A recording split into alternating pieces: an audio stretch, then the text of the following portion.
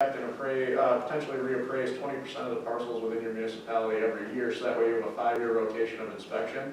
That was going on for a time, and I think we just need to make sure we're staying back to that with the right practices in mind. So that's where we're at with it. So is that an alternative to just re-implement that process rather than going team approach and get it all done right now? The issue with that is the ratios, according to the study, are pretty drastically below where they should be. So like 39% as opposed to 50% for that study sample.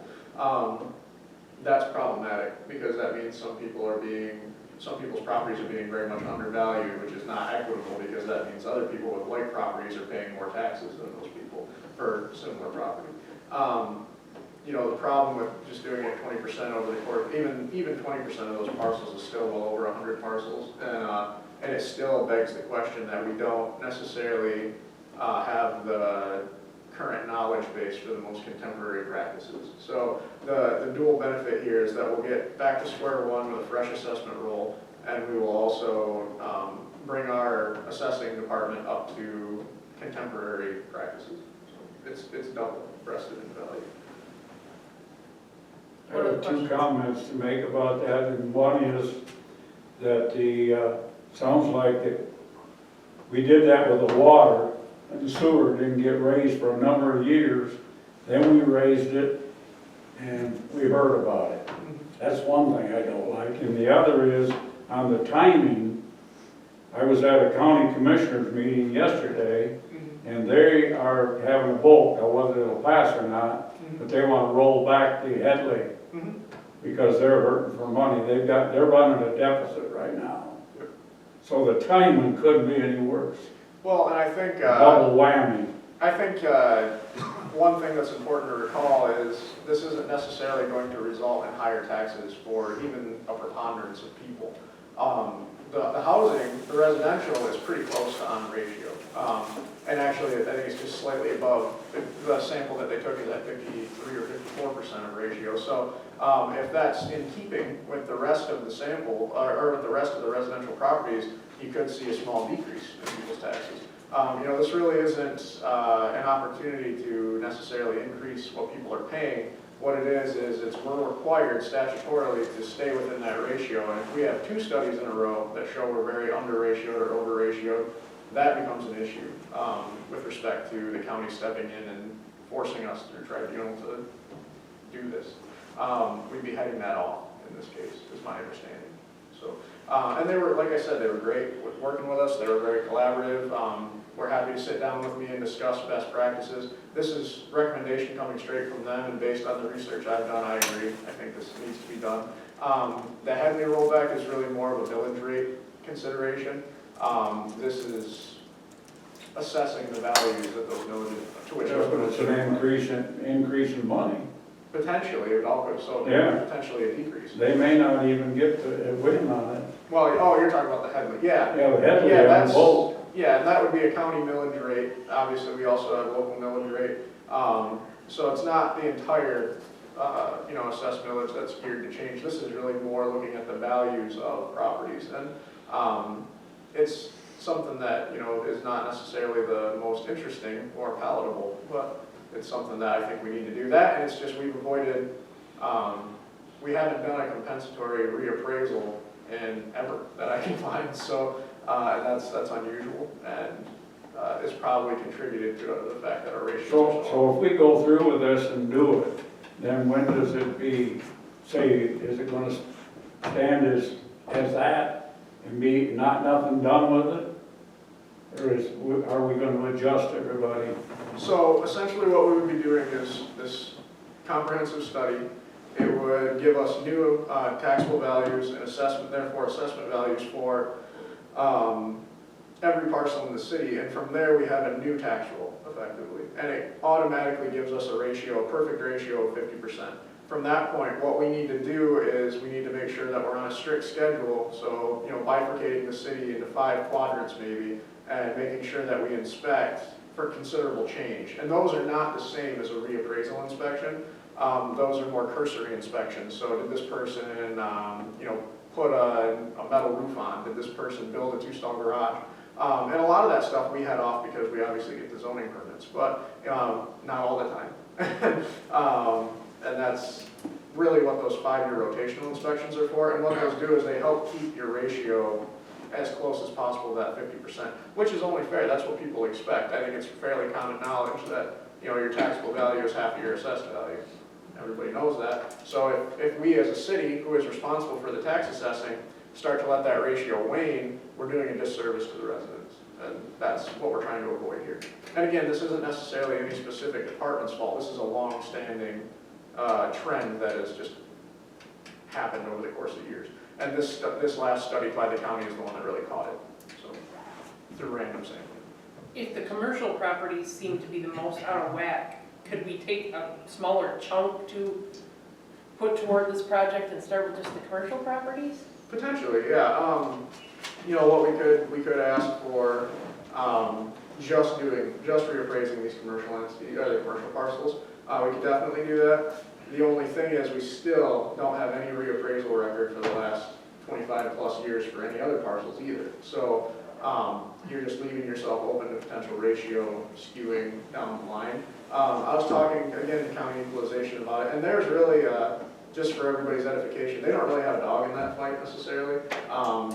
The only potential they have there is, you know, they like to see the ratios on where they need to be when they do their studies. So yeah, we could, and that's why I said in the motion, I think it would definitely be best to place a priority on commercial. So, you know, making sure those get done first and adjusted. But I think it's worth the time and the tax dollars to make sure that people's tax dollars are being assessed fairly. And just as I said, I put financial impact there. That would be a general fund expenditure. We have considerable room in general fund balance, and we can definitely budget to recover those costs. Obviously, we didn't budget for this in the beginning of the fiscal, but it's something that we can absorb financially. Yes, sir. Can you give me an example or describe a little better what a contemporary assessment method is as it differentiates between what is done now? Sure. So there's these large assessment books that classify properties, and it's the job of a tax assessor at the county level, the local level, and the private sector contracting level to keep up with the changes in these books over the course of time through statutory legislation, through different federal legislation in some cases. And there's lots of complicated provisions that I don't think I can really speculate on, but one specific one I can give you as an example that has actually happened here. So take a multi-unit apartment building.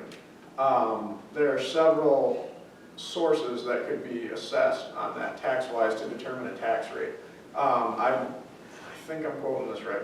So currently, we have entities that are multi-unit apartments, and they are taxed, their tax rate is set based on the value of the property.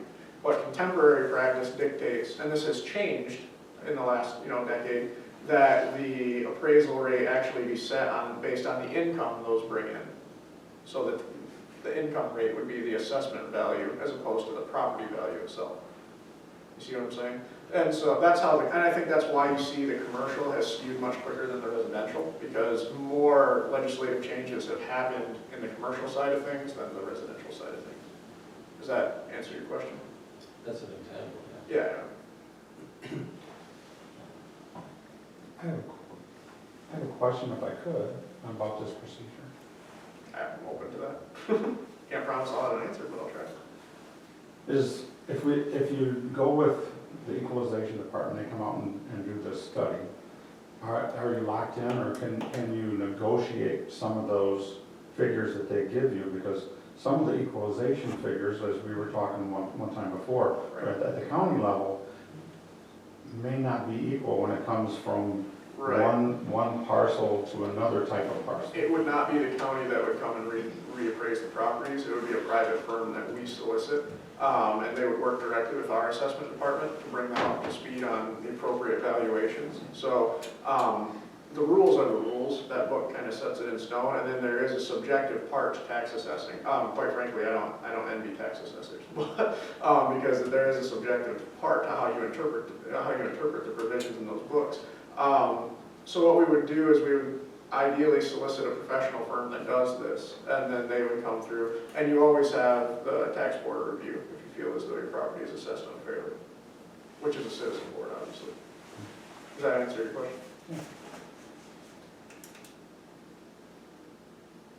Other questions? I move we solicit 3 bids, or at least 3 bids, with the intent to reappraise taxable parcels within the city of Stanton, with the priority placed on commercial. Is there a second? Okay. It's been moved and supported to solicit at least 3 bids with the intent to reappraise all taxable properties within the city with a priority placed on commercial zones. Is there any further discussion? And I do want to put on record, I think we'll receive a lot more information about specific systemic issues when those bidders put together their proposals. So my understanding is these firms kind of come and survey areas a little bit before they submit bids. So, and they'll look up the county information in the most recent commercial studies, the assessment studies, and they'll have a pretty good idea of what's going on here. Obviously, I gave a 30,000 foot view, but it's something that's one of the city's responsibilities. So. Further discussion? Would this benefit realtors? You know, if people wanted to sell a parcel, they could say, well, you know, the assessed value of property in the city of Stanton is such and such. Yeah, well, This parcel is below or above or in line or something. well, I think what they could do is when they're marketing properties, they could say, you know, the whole city was recently reappraised, and so these are concurrent values, or current values. That might be an advantage. Is that probably the advantage you see, Janet? You have one more experience there? Right, well, the assessed value should be more accurate with the true cash value, so it should be half if it's recently done. So what she means by that is it might be easier for them to calculate the estimated taxes by saying, you know, we just did a market taxable value study, so it should be pretty close to the The actual market rate value. value. Yeah. So, which could help real estate here. I mean, I'm not going to draw that as an anticipated conclusion or a targeted conclusion for this, but the fact of the matter is this is something that, you know, is going to be better for residents in the sense that at least they know that they're getting taxed the appropriate rate. And it will happen sooner or later if, you know, every so often they appraise few properties, you know, in time, they'll get to all of them. Well, that's, you know. Locally, if we did it in-house. Right, the issue there is, there's 2 issues there as we've discussed. So one is, we need to make sure that we're up on the contemporary best practices and keeping up with those. And the other thing really is, if we were to take it at the pace we have in-house for capacity right now, to get a full reappraisal, by the time we did it, there's a good chance that we haven't kept up on the regular inspections of the ones that are supposed to happen. So I think that would be beyond the capacity of our department to get done. And they agree. Any further discussion? All those in favor say aye. Aye. Opposed, nay. Nay. Motion carries.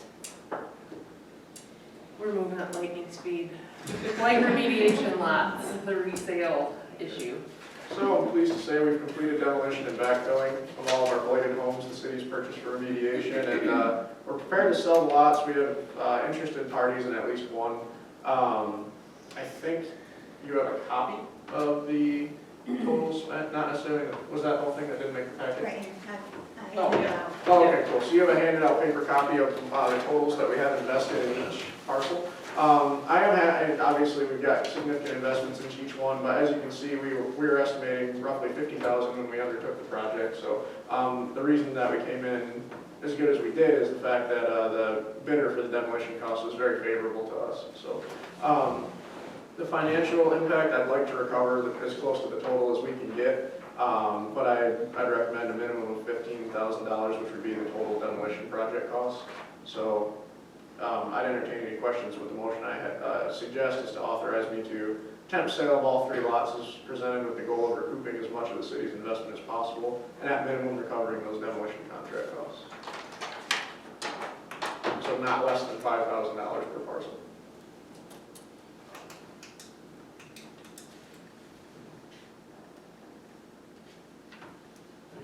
All 3 of them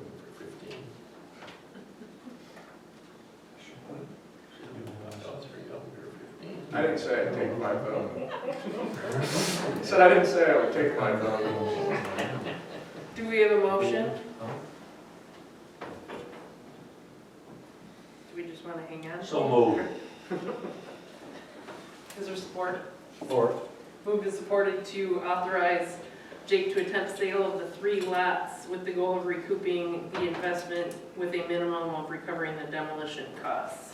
Is there any further discussion? Yes, Carl? Do I understand that these figures are what we paid in back taxes, or? There should be back taxes and then the first year's current taxes, because we're required to pay the first year of ownership, and then after that, our tax exempt status kicks in. So line 1 is the back taxes. and Yep. Can I say something? Ron Blum, I'm 202 McPherson. But I was just recently going to buy a home here in Stanton. But from what I just heard, I think I'm not going to now. And now you're going to sell property that's going to be assessed before the assessment. Maybe you'll lose money because that assessed value that these people set will be more than what you're going to agree to sell them for. So. Potentially, like, it would depend on what the, So in my case, now I don't know whether I should buy the piece of property or not, because as soon as they see that, that this piece of property is worth more than what I would be willing to buy it, they're gonna ask more money for it. And like the property you're gonna sell, those lots are probably gonna be worth more than what you're willing to sell them for, if they assess them. So is it that I don't know urgent to that- sell the property? I don't know that that would be the case, and I don't really want to get us too far off track, but, based on some vacant lots that I've looked up, and not even just in town, but in the county, in some higher markets, if we were to recoup our total investment on these, we'd probably get higher than market value. So, currently, for vacant lots, vacant residentially sized lots. Say it again, you'll be getting. So I think if we were to recoup our total investment, we would actually get higher than market value. Yeah, but didn't you just agree to get, what did you just agree to do? I guess I didn't hear that. I thought you said you gotta get at least $5,000 a lot. Right, because that's. Those lots may be worth more than 5,000. Maybe, but that doesn't mean that we're gonna only take 5,000. The goal, the motion is to get as close to recouping the investment as we can. But I don't know whether a big urgency to do that. Why don't you get the assessments and then sell the lots? Well, I don't really necessarily know that that would be advantageous one way or the other, but Okay. I'd be willing to talk to you after the meeting about it though. No, I'm not interested in those lots. I was interested in buying a house, but now I'm gonna rethink that until I get them reassessed, I guess. Any further discussion? All those in favor say aye. Aye. Opposed, nay. Motion carries. Municipal webpage design. Sure. So, this is something that the DDA was just discussing, and hopefully you had a chance to look at some of the 3 examples that I put on there. Obviously, those are bigger municipalities than us in some cases, but still, we all have the same services to a point. City's current webpage, stantononline.com, we've gotten several complaints that it's not functional, it's outdated, aesthetically displeasing, that's a polite term. But, we update essential information like minutes and things, and then we put the video on our YouTube channel. But regarding its lack of functionality and production value, I think it may leave a negative impression to potential new investment in the city, both residentially and commercially. That was something that we discussed at the DDA meeting. So if you're looking to start a business, say you find Stanton, one of the things that's going to pop up is our website. And if there's news articles on the homepage from 2013, or if it's hard to navigate ordinances through research and find the policies you're interested in, eventually another town's going to get that bid. So this also, I think, has a lot of potential functionality for residents, current residents. One thing that we've done recently is we've transcribed our ordinances into editable documents so that we could, if we cultivated a new website, people could look up ordinances by keyword. So say somebody has 4 dogs and they're written citation for having too many dogs, and they want to read that ordinance and maybe challenge that ticket, they would be able to type into the search bar dog, and any ordinance that has the term dog in it would pop up for them. So, we do have some ordinances, we have ordinances up there and everything, but they're not necessarily easily navigable. I think this is just something that is a contemporary practice that cities should consider, so I would take any questions. Why such a huge range? So what I did was I asked other municipalities that have recently redone their websites, and the Village of Sparta redesigned theirs and actually shared the bids with us, not the bid costs, or not the bidders, the companies, just the cost. And it ranged from $7,000 to $35,000. It depends on how the size of the firm. The one, they ended up going with the $7,000 bidder, and they're very happy with it. The hosting fees, no matter who we go with, they're gonna have annual hosting fees for hosting our website. They're, very low. I think they're paying $300 a year to host the website, and then $7,000 for a complete rebuild. They tied in their area youth sports association, their downtown development authority, a bunch of other entities, which I think is something that would serve an important priority for us. So we're attempting to create a reputation of inclusivity, accessibility, and collaboration within the city to, foster some productive ends. And I think this project can help with that. So we have a new DDA. They need some sort of web presence. We have Chamber of Commerce, which has been struggling recently. They need a better web presence that could be more functional with our social media. I think we could do a lot of good for the business climate as well as the residents. So when used correctly, they're good tools for municipalities. If it's redesigned and when, I guess, whose job is it to keep it updated? So that would be it would depend on what you're trying to do. So those housing fees, included in those housing fees typically are if we want any sort of formative change. So say we have drop-down menus and we want to reorient those, we want different options to fall under a different subject, that would be something that the host would do. If it's updating it with current topics, Elizabeth Peinert, our community liaison, and then, in some cases myself or Janet could also post relevant updates to our departments. So, but Elizabeth would take on the main bulk of updating the site and tying it to our social media presence, which is considerable. I mean, right now we have posts on our social media, especially small business spotlights that reach thousands of people, many times over what our actual population of the city is. We receive metrics on that without paying for it. I mean, if we were to actually boost the post financially the way the private sector companies do, we could even elevate that further. Our website, comparatively, I found older numbers, and it was single-digit visits. Right now, I just don't think it's very widely utilized. And so this would be, obviously, in conjunction with the marketing campaign on our social media, getting it out, Elizabeth's scope work, getting it out to the businesses that we're, redesigning this. We want it to be a tool, really driving people to use it. That's going to be key, as with any new development.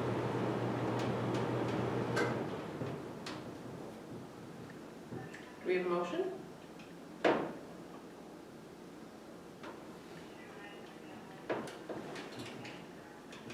Make a motion to solicit bids from website designers for the redesign of the city webpage.